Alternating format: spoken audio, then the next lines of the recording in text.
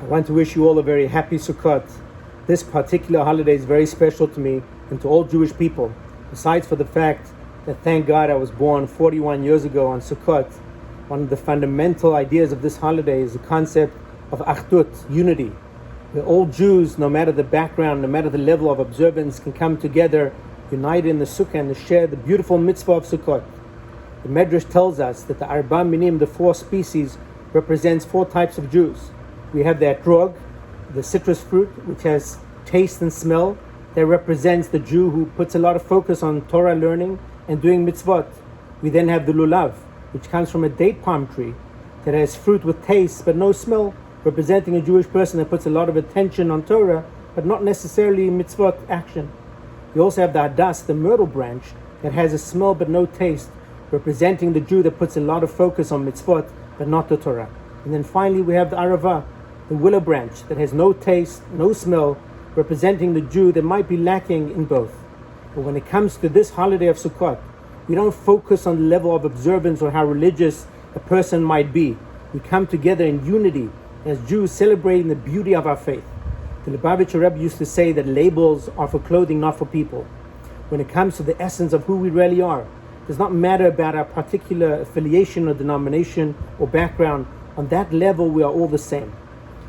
The former Prime Minister of Israel, Menachem Begin, had a custom before he became Prime Minister that he would open up his guests every Shabbat afternoon to people that wanted to come greet him. And he would wish them Shabbat Shalom, have a drink, exchange opinions of issues of the time. When he became Prime Minister, he wanted to continue this custom. But it was very complicated, and the security detail didn't know if they would be able to properly secure his residence and vet every person that came in. But he insisted. So the Shabbos came, the door opened, Menachem Begin and his wife greeted the people. They brought little gifts for the Prime Minister and his wife. And first an older Jew came, showed the Prime Minister his pictures, and he gave him a nice hug. Then a Jew from Yemen came, introduced himself as the owner of a grocery store in the neighborhood. And the Yemeni Jew was so excited to see the Prime Minister that he wanted to bow down and kiss Begin's hands. But the Prime Minister said to him, a Jew bows only to God. And one after another, people from all different countries and backgrounds that made Aliyah to Israel came to meet the Prime Minister, and he gave them each their own personal attention. Right after the crowd dispersed, the head of security approached the Prime Minister and said, I'm sorry, I don't think we're going to be able to continue this custom unless we vet and do a background check on every single person that comes to greet you. That's too bad, the Prime Minister said.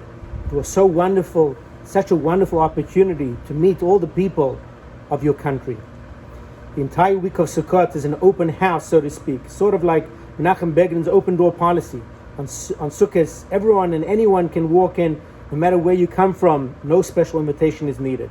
As we enter now the final days of Sukkot and we approach Simchat Torah, we see the same idea of unity play out. When we commemorate the finishing of the 5 books of the Torah, you would think that the most appropriate way to celebrate would be to spend many hours studying and learning its laws. But we approach it a little bit differently. We utilize the time by singing and dancing in circles, and you'll notice in Shul that while we hold the Torah scrolls, they all remain closed, they remain covered. And one of the reasons given is because the intellectual dimension of the Torah is very crucial, but it does not define its essence. All Jews, no matter the level of Torah background, they share equally in the same Simchas Torah celebrations, because these celebrations, they connect with our essence, and at that level there's no distinction, there's no difference. We also dance in a circle, acknowledging that every single person needs to, every other person in the circle, in order to complete it. We possess strengths that others might lack, and vice versa. We all have a role to play. Every person deserves the opportunity to utilize the God's given talents.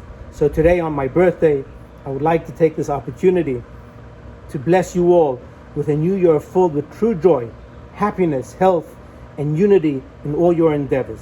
Shabbat Shalom and Chag Sameach.